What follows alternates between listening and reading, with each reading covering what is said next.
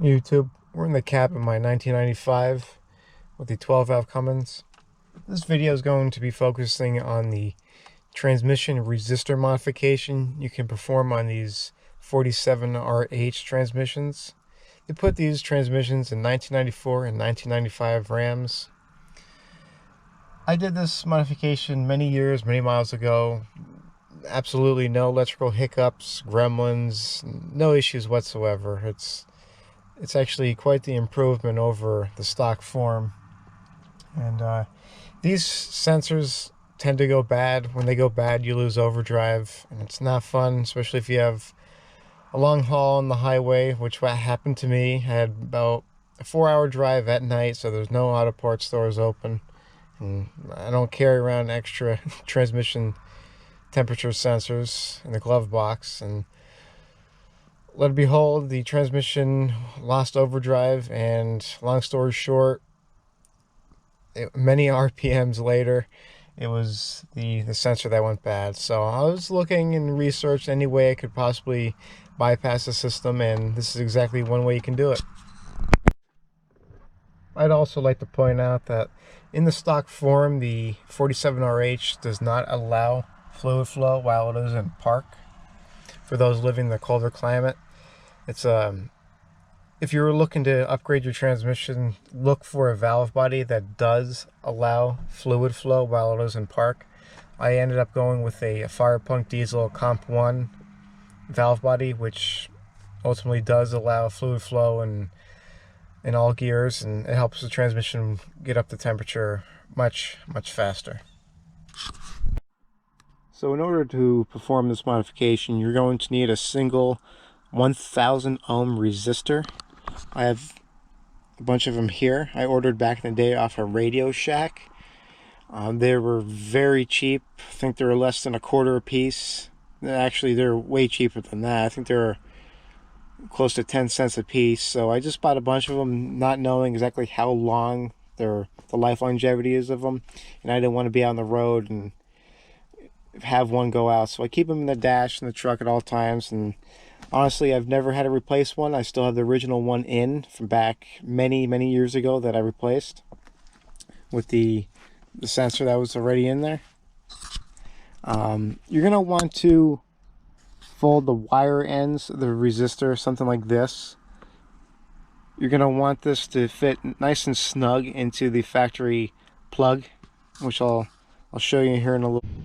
Alright, so we're underneath the truck here, and I have aftermarket transmission lines here because I also highly recommend that, given the factory hard lines are notorious for blowing, quite literally. So sorry I can't demonstrate exactly where that factory transmission port sensor would be located, but there are only 2 wires going to it, so it's not I believe this is the neutral safety switch here, so it's going to be the other one here, and for demonstration purposes,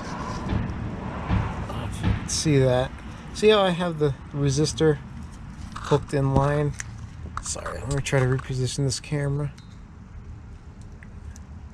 just like that.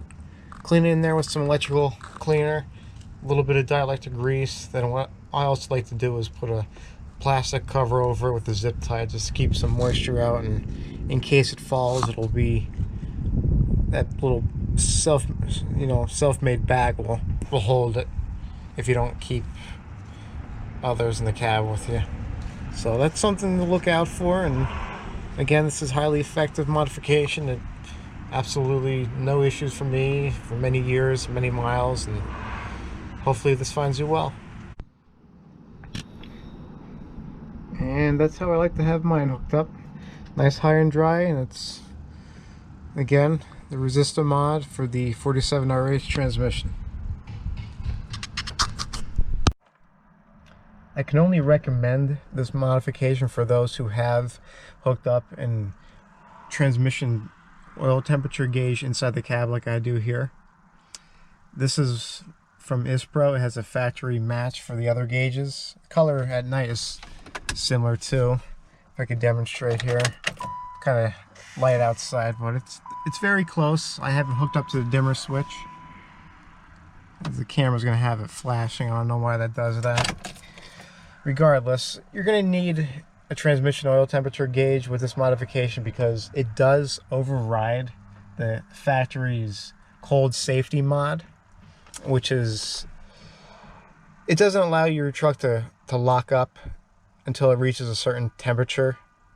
It's for safety reasons from factory, you know, that's 94, 95 style thinking there. So they had their reasons, but this will bypass that, which would be in favor for a lot of you. I know it benefited me greatly in the past, and I'm sure others can relate to this modification.